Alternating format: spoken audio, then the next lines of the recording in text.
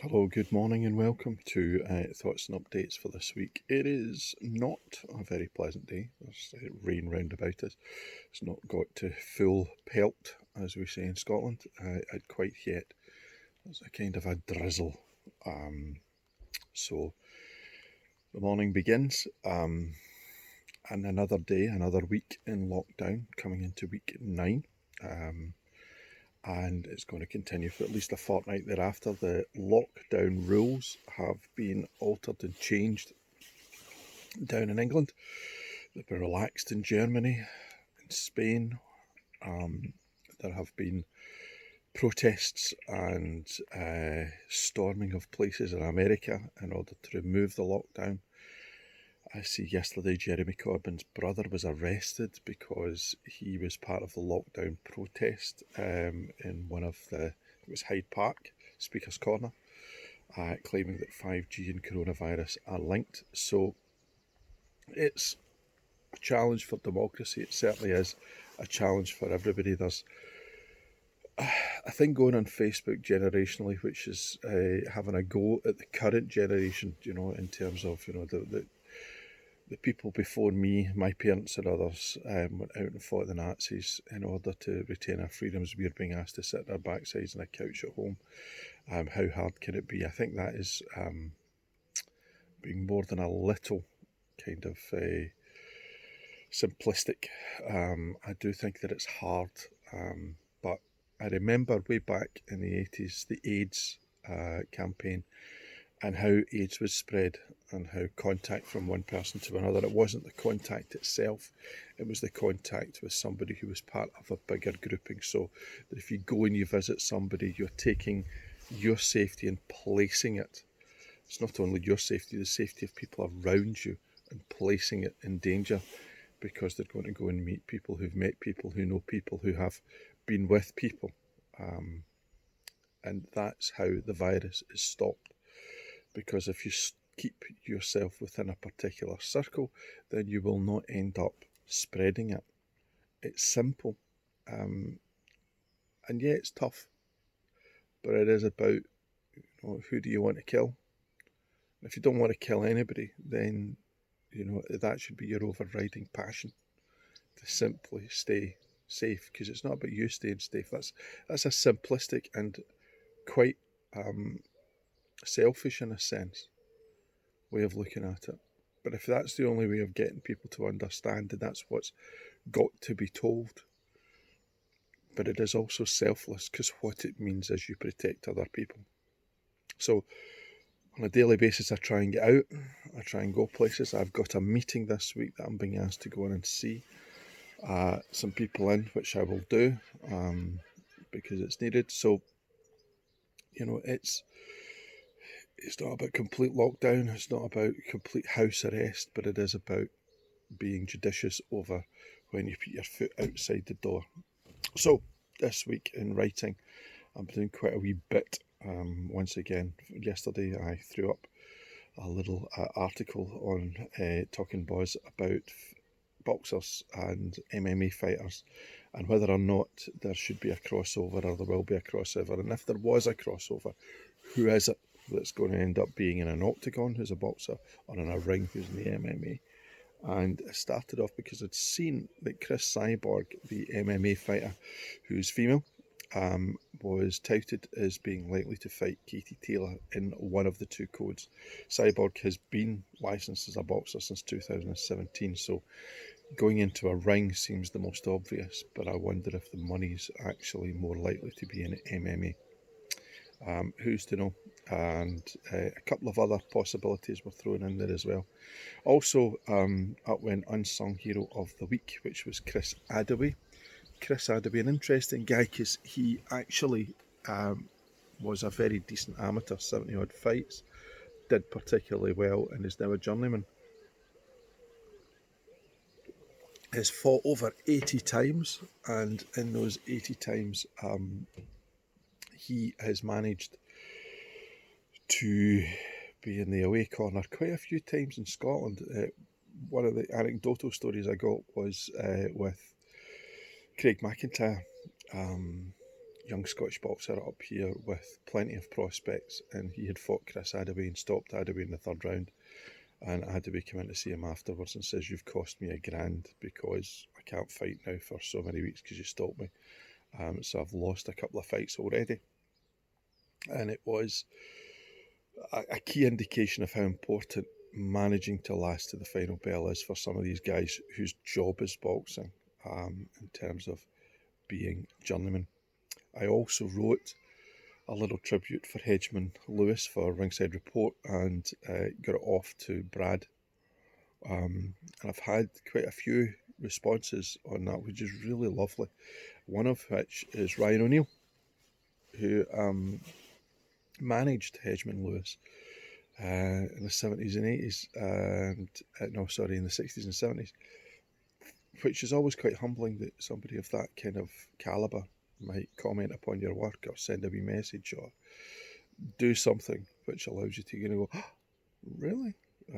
Somebody's actually read something I've written." Quite something, I have to say. Also, the reviewing this week, I got yesterday a start of sort of tweets about the Oran Moore stuff that I'd done, because I'd looked at Sunset Boulevard, Morag Fullerton's piece from adaptation of the film, which was just brilliant. So I'm racking up what I'm going to be looking at this week for Fringe Review online. And it's an eclectic, interesting bunch of online theatre. Really quite challenging in some places and really very entertaining in others. So I'll look forward to that. I spoke to Kieran, he's watching Barbershop Chronicles, which the National are doing. Him and his pal Claire do that on a Tuesday night, which is a great idea. Watched Anthony and Cleopatra from the National last week, and I think it's 3 hours of his life he ain't ever going to get back. It was a bit of a tough watch. So also I watched something from Manchester Home. Manchester Home Festival are doing commissions, and one of the commissions was Bryony Kimmings doing You've Made Me Love Me You. I can't remember the exact title. It's a long title, but it's a brilliant piece, and I was quite blown away with it. I thought it was a superb, asked so many wonderful and fantastic questions, and left you wondering at the end. Also, for the Scottish Football Supporters Association, a few things out there. I finished off doing my scurrilous piece yesterday, where during the week Brecon City's chairman had talked of how they were massively offended by what was in the dossier from the Rangers that said that he in particular had phoned round all the League Two clubs in order to get them to change their vote, because Inverness had changed theirs, and apparently it never happened. So they are incandescent. So I did a phone in from a shed in Airdrie, where Ken from Brecon phoned in to be incandescent. So that was quite fun. But the one that really did was a rant. Exercise my angry bone was something that has been annoying me for a long time. The Scottish Professional Football League require 75 to 80% of those voting for any change to its rules. Now, the norm within any kind of constitution would be 67%, 2/3 of those present and voting. In this, it's 75 to 80% of those voting. Now, I can't see many or any vote that's not going to have everybody voting. But what it means is that there's a tyranny of the minority.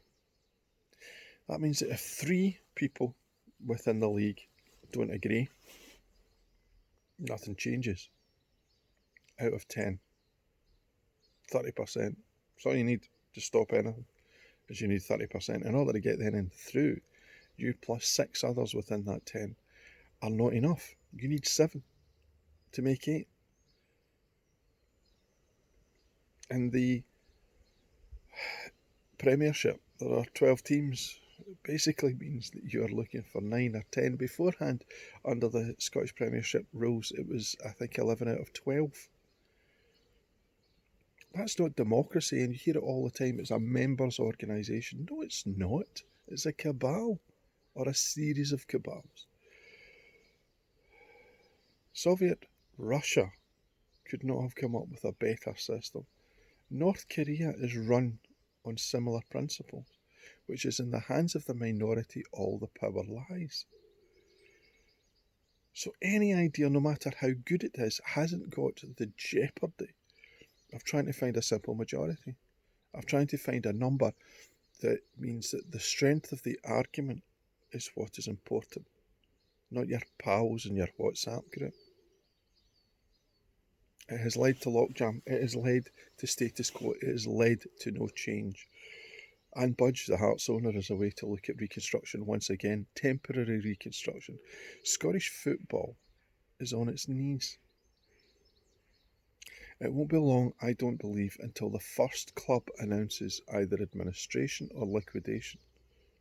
Without any trading, many of these clubs were already dependent upon volunteers, dependent upon goodwill, dependent upon a small margin of profit.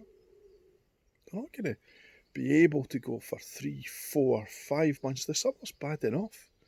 The idea of going for 8 weeks, 9 weeks without any revenue is tough and hard. So now, to have stopped playing in March, and we're now in May, when the season would be ending now, having lost at least 2 months, 2.5 months of some decent revenue, is going to be incredibly, incredibly tough. And then 2 months of nothing, trying to organise your playing staff, going into August, July, August, European competition supposed to be starting up, the League Cup in Scotland beginning, supposed to be, and then a league campaign with unfairly Falkirk left where they are, Partick Thistle, Stranraer, potentially Hearts dropping from where they are into what? 42 clubs exist at the moment. I don't imagine there are going to be 42 clubs in August. There might be 39. And they need Kelty Hearts, and they need Brora Rangers, and possibly East Kilbride, or possibly Huntly, to come from the Lowland and the Highland Leagues in order to make up the numbers. Or would you shut it at 40? We lose 2. What 2? Will it be Brechin? Will it be Albion Rovers? Will it be Elgin City? I don't know. But what I do know is that without radical change within Scottish football, we're kidding ourselves. Going back to the way it was before should not be an option. But in order to change it, having to get so many to agree is just not good. Not democratic. Demonstrates it's not a membership organisation. I made the connection between the SPFL and the likes of a darts league or a bowling club, where they are democracies, where people are voted in at AGMs to take positions to run the organisations. It's not the same. If a democracy in a country was run in this way, it would be ostracised by the likes of the United Nations and Western democracies. Why is the SPFL any different? Finally, today I'm going to be marking and grading papers for A-level.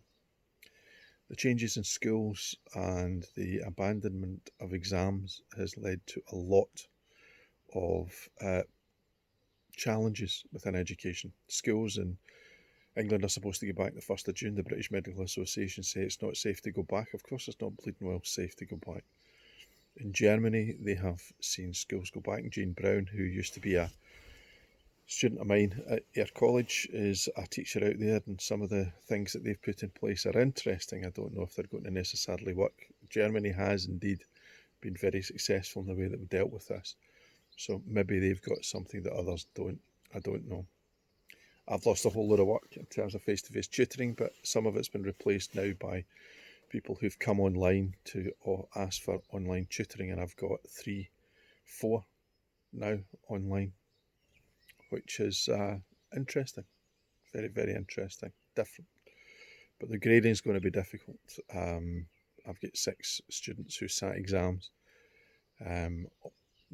remotely, being looked at by Zoom whilst they sat them.